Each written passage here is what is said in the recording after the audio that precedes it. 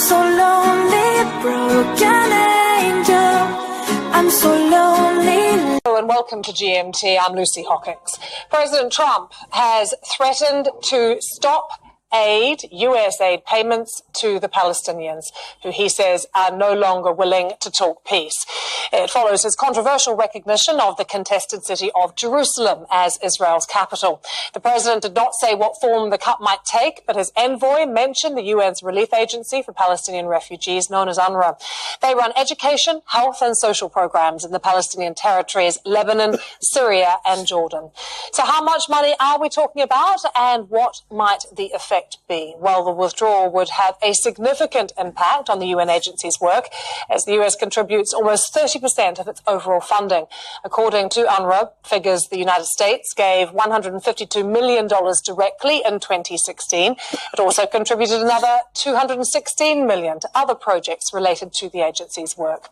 In addition, a congressional report found US investments in the Palestinian territories averaged around $400 million a year since 2008, including millions for Palestinian authorities' security forces as well.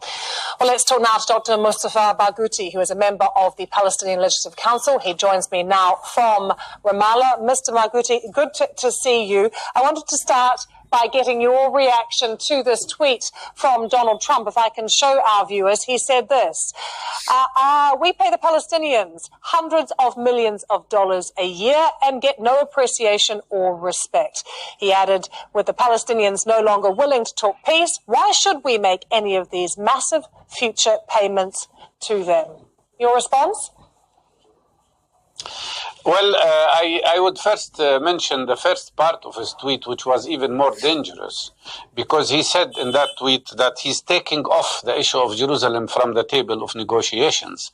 Basically, he's saying he's imposing the Israeli version of a solution on the Palestinians without even negotiations. He's supporting unilateral action of annexing Jerusalem, which is an illegal act by international law and a violation of international law that can come close to a war crime.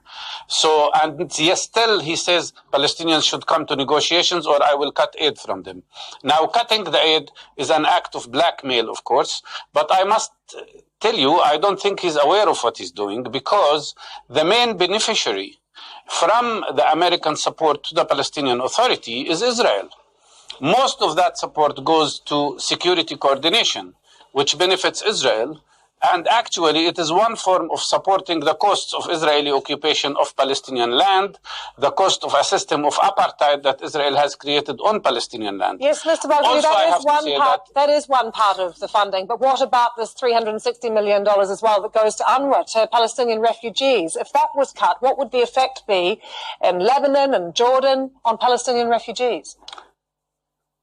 And I think that was pre-planned with Israel, and Nikki Haley was planning that all the way, even if there were negotiations, because this is their way of liquidating the other very important Palestinian issue on the table of negotiations, which is the issue of Palestinian refugees. And of course, that is very dangerous. It's going to affect humanitarian needs of hundreds of thousands of people, of refugees that were displaced by Israel in 1948 by force in an act of ethnic cleansing. And I believe if he proceeds with this threat, it is the responsibility of the international community to fill the gap. But nobody can allow the humanitarian conditions, the health conditions, the educational situation of these refugees to deteriorate because there is a man in the White House that thinks that he can govern the world with his money. So what does this mean in terms of how Palestinians feel about the US as a broker of peace? Could it even lead to the Palestinians boycotting diplomatic relations with the US?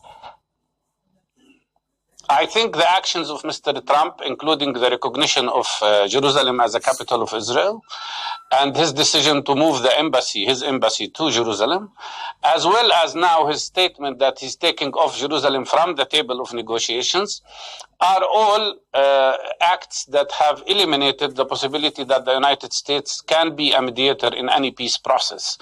In reality, all his statements all his actions during the last year, including his silence about the increase of settlement activities, which is killing the two-state solution by 100% during his term, his silence about that, in addition to his actions, is sending one message.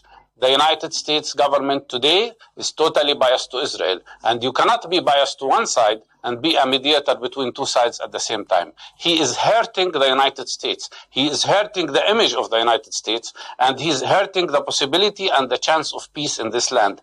Unfortunately, this was to a large extent provoked by this Israeli government, which thinks that it has taken now the green light to impose so many laws that are violating international law in Jerusalem and in the Palestinian occupied territories. They've stepped so far in the direction of practically annexing the occupied territories, which is nothing but acquisition of land by force, which is illegal and considered a war crime. Dr. Mustafa Barghouti, thank you very much. I'm so lonely, broken.